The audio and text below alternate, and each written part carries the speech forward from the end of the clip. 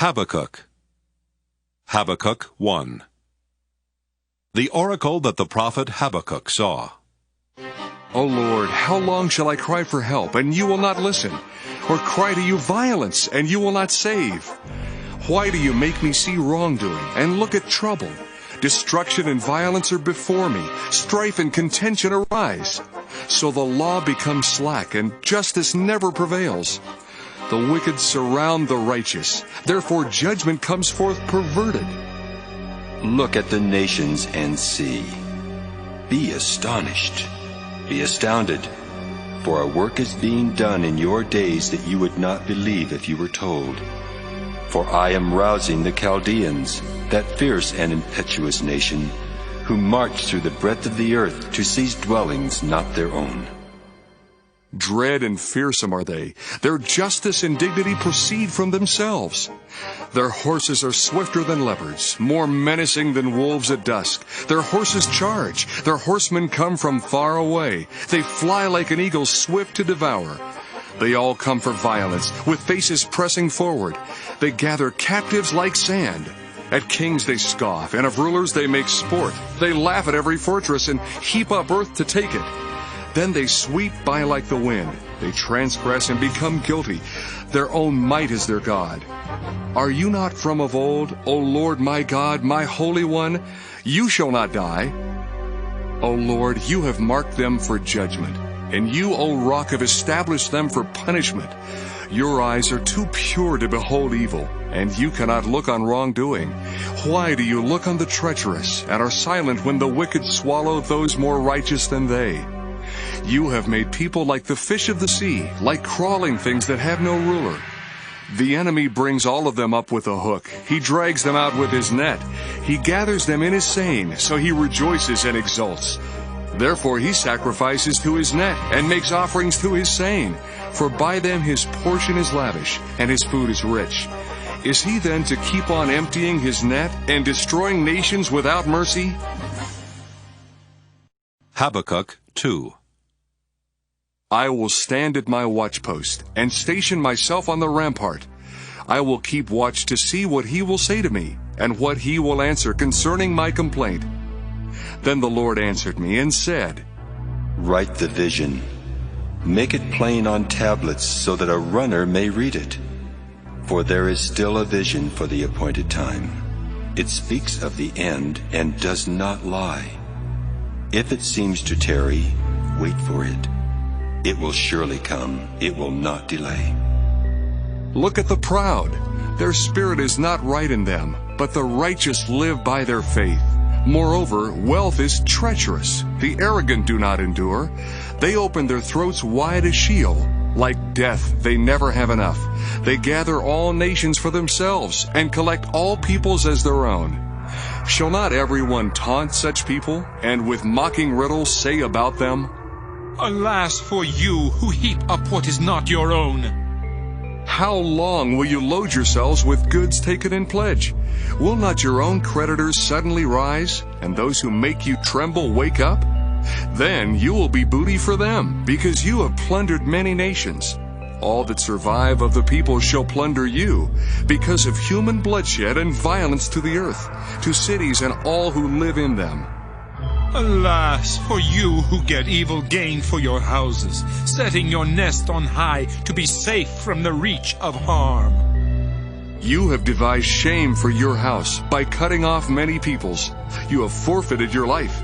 The very stones will cry out from the wall, and the plaster will respond from the woodwork. Alas for you who build a town by bloodshed and found a city on iniquity. Is it not from the Lord of hosts that peoples labor only to feed the flames, and nations weary themselves for nothing? But the earth will be filled with the knowledge of the glory of the Lord, as the waters cover the sea. Alas for you who make your neighbors drink, pouring out your wrath until they are drunk in order to gaze on their nakedness. You will be sated with contempt instead of glory. Drink, you yourself, and stagger. The cup in the Lord's right hand will come around to you, and shame will come upon your glory. For the violence done to Lebanon will overwhelm you. The destruction of the animals will terrify you. Because of human bloodshed and violence to the earth, to cities and all who live in them. What use is an idol once its maker has shaped it? A cast image, a teacher of lies. For its maker trusts in what has been made, though the product is only an idol that cannot speak. Alas for you who say to the wood, "Wake up," to silent stone, "Rouse yourself."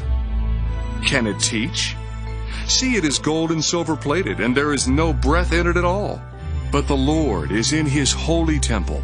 Let all the earth keep silence before him. Habakkuk 3. A prayer of the prophet Habakkuk, according to Shigionoth. O Lord, I have heard of your renown, and I stand in awe, Lord, of your work. In our own time revive it. In our own time make it known. In wrath may you remember mercy.